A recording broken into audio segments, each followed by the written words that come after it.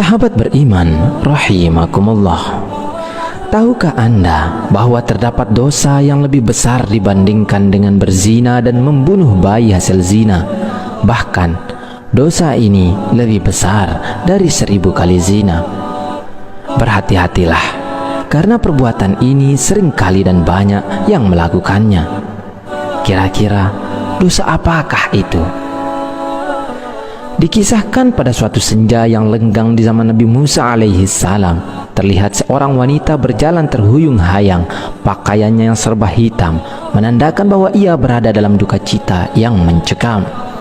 Tudung kepalanya menangkup rapat hampir seluruh wajahnya, tanpa rias muka atau perhiasan menempel di tubuhnya.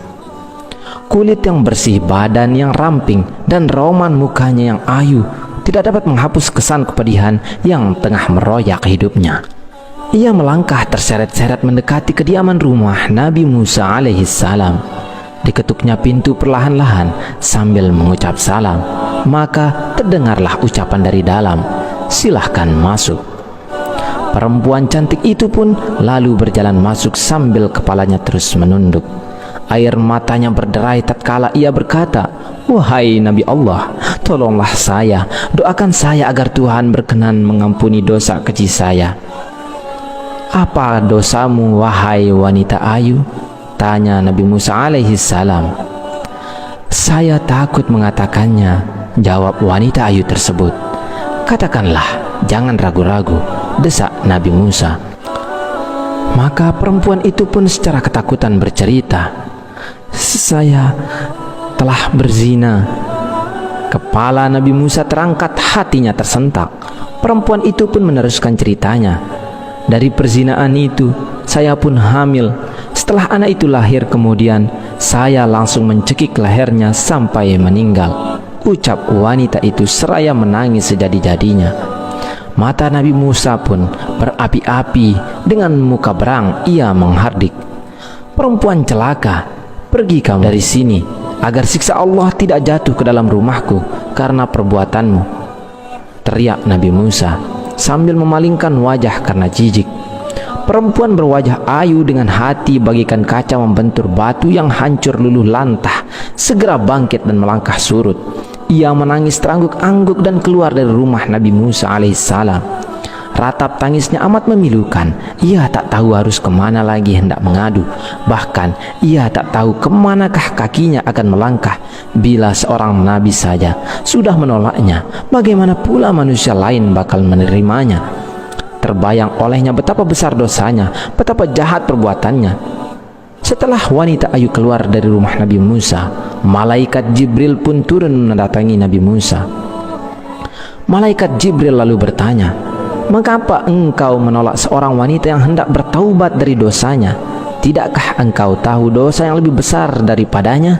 Nabi Musa pun terperanjat. Dosa apakah yang lebih besar dari kekejian wanita pezina dan pembunuh itu? Maka Nabi Musa dengan penuh rasa ingin tahu bertanya kepada malaikat Jibril, "Betulkah ada dosa yang lebih besar daripada perempuan yang hina itu?" "Ada," jawab malaikat Jibril dengan tegas.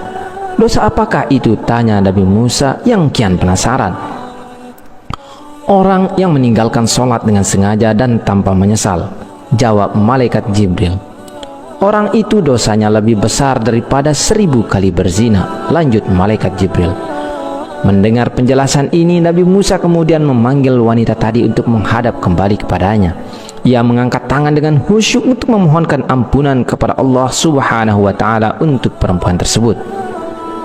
Nabi Musa menyadari orang yang meninggalkan sholat dengan sengaja dan tanpa penyesalan adalah sama saja seperti berpendapat bahwa sholat itu tidak wajib dan tidak perlu atas dirinya. Berarti ia seakan-akan menganggap remeh perintah Allah Subhanahu wa Ta'ala itu. Bahkan seolah-olah menganggap Allah Subhanahu wa Ta'ala tidak punya hak untuk mengatur dan memerintah hambanya. Sedangkan orang yang bertaubat dan menyesali dosanya dengan bersungguh-sungguh berarti masih mempunyai iman di dadanya dan yakin bahwa Allah itu ada. Itulah sebabnya Allah pasti mau menerima kedatangannya. Ibnu Qayyim al-Jauziyah mengatakan, Kaum muslimin bersepakat bahwa meninggalkan sholat 5 waktu dengan sengaja adalah dosa yang paling besar, dan dosanya lebih besar dari dosa membunuh, merampas harta orang lain, berzina, mencuri, dan meminum minuman keras. Orang yang meninggalkan akan mendapat hukuman dan kemurkaan Allah Subhanahu wa Ta'ala, serta mendapatkan kehinaan di dunia dan akhirat. Di dalam riwayat lain juga dijelaskan bagaimana kejamnya siksaan bagi mereka yang meninggalkan sholat. Ibnu Abbas radhiyallahu an berkata, jika langit sudah terbuka, maka malaikat akan datang dengan membawa rantai sepanjang 7 hasta.